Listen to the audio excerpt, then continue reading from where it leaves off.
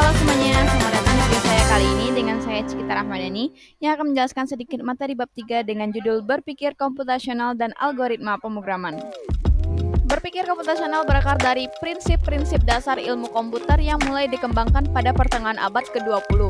Para pelnologi seperti Alan Turing dan John von Neumann mengembangkan teori dasar tentang bagaimana mesin dan algoritma dapat digunakan untuk memecahkan masalah. Dengan kemajuan teknologi dan peran komputer yang semakin penting dalam kehidupan sehari-hari, berpikir komputasional berkembang menjadi metode yang lebih formal dan terstruktur. Pada tahun 2006, Janet Wing memperkenalkan konsep berpikir komputasional sebagai keterampilan kunci dalam pendidikan yang dapat diterapkan di berbagai bidang, bukan hanya ilmu komputer saja. Tujuan pembelajaran dari kita yaitu setelah pembelajaran pada bab ini kalian diharapkan mampu memahami dan menganalisis suatu personal dengan beberapa strategi algoritmik untuk menghasilkan berbagai alternatif solusi dengan harapan kalian mampu memilih dan menerapkan solusi terbaik, efisien dan optimal dari strategi algoritmik.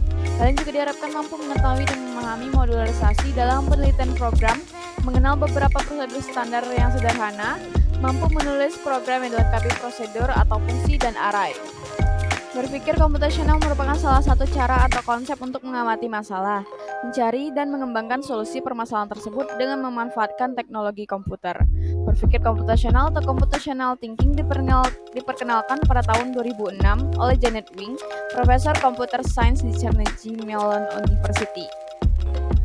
Manfaat dari berpikir komputasional yaitu 1. Memudahkan memecahkan masalah yang kompleks dan besar dengan cara yang lebih efisien dan efektif. 2. Melatih otak untuk terbiasa menggunakan pola berpikir secara logis, matematis, terstruktur, dan kreatif. 3. Memudahkan dalam mengamati masalah dan menemukan solusinya. Cara dan tahapan dalam menerapkannya. 1. Dekomposisi. Dekomposisi merupakan proses pemecahan suatu masalah kompleks menjadi masalah yang lebih kecil agar masalah tersebut mudah dipahami, diteliti, dan diselesaikan secara terpisah. 2. Pengenalan pola. Metode ini digunakan untuk menemukan sebuah keteraturan yang ada untuk mendapatkan informasi yang lebih penting atau mencari kesamaan di dalam masalah. 3. Abstraksi. Berfokus pada informasi penting saja, dengan mengabaikan data yang tidak relevan. Abstraksi mengutamakan hal-hal yang langsung berhubungan dengan masalah yang dihadapi dengan cara mengurangi atau menghilangkan informasi yang tidak penting dalam suatu permasalahan. 4. Algoritma adalah suatu pola pikir yang biasa digunakan untuk merencanakan langkah-langkah yang bersifat sistematis dalam memecahkan masalah. Jadi, algoritma adalah seperangkat instruktur untuk memecahkan masalah. 3 bentuk umum yang digunakan dalam menuliskan algoritma. 1. Deskriptif. Algoritma dalam bentuk kalimat deskriptif merupakan notasi algoritma yang paling sederhana, karena algoritma ini menggunakan bahasa sehari-hari. 2. Pseudocode. Algoritma yang dalam menjelaskan langkah-langkah penyelesaian dari suatu masalah menggunakan kode-kode tertentu. 3. Flowchart. Tahapan-tahapan penting dalam algoritma ditunjukkan dengan diagram. Pengenalan pemrograman bahasa C.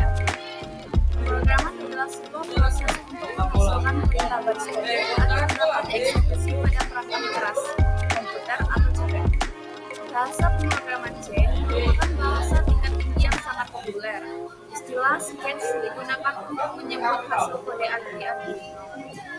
Terdapat 3 tahapan yang harus dilakukan agar sketch dapat dijalankan di akhir. 3 tahapan tersebut adalah 1. Menulis program, 2. Mengompil program, 3. Mengunggah program. Aturan atau karakteristik penulisan kode program Arduino. 1. Titik koma atau semikolon. Titik koma digunakan secara umum pada berbagai bahasa pemrograman. Titik koma diletakkan di akhir sebuah pernyataan sebagai perintah mengakhiri sebuah garis kode. 2. Kurung Karawal atau Charlie Brackets.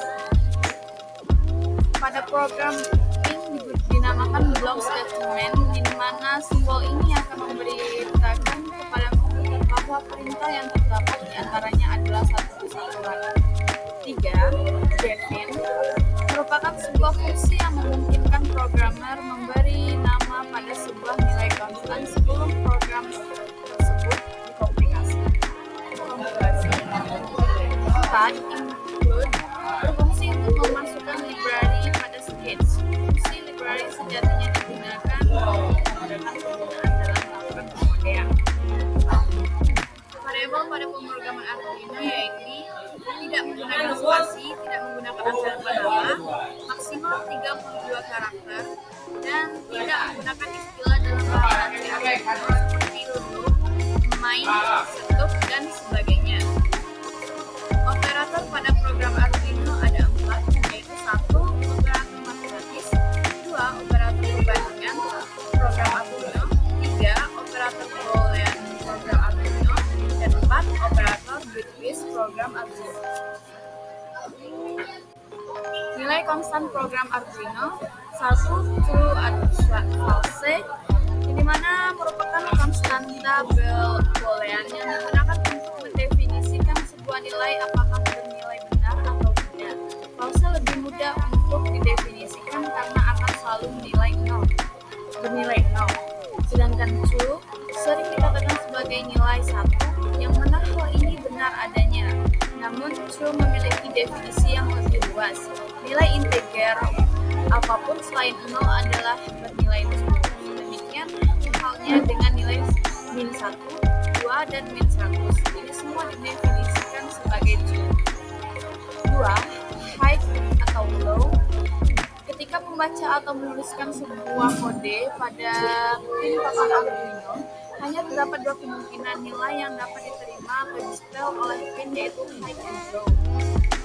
Singkatnya, perintah untuk menyalakan atau memberikan sinyal 1 atau menyalakan Arduino adalah high, sedangkan perintah untuk mematikan atau memberikan sinyal 0 pada pin adalah false. 3. Input atau output, dari mana variabel konstan ini sering digunakan pada fungsi pin mode untuk mendefinisikan pin digital, apakah pin tersebut berperan sebagai input atau output.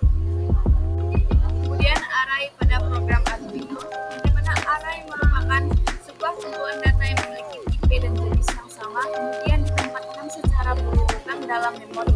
Setiap elemen dalam array ditempatkan secara langsung setelah elemen sebelumnya, yang memungkinkan pengguna mengakses setiap elemennya secara bergantian ataupun menggunakan prinsip ulangan.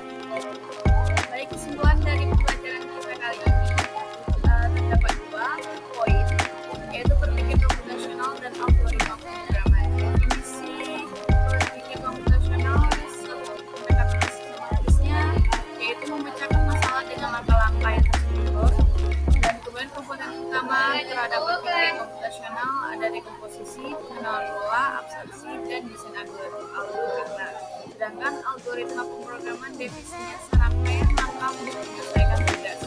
Jenis utama yaitu pengurutan data, pencarian data, dan pengolahan data. Sekian penjelasan dari saya tentang bab 3 yang judul berpikir komputasional dan algoritma pemrograman. Semoga apa yang saya sampaikan menjadi bermanfaat bagi Anda semua. Dan mohon maaf jika terdapat salah kata di dalam video. Saya ucapkan terima kasih dan sampai jumpa.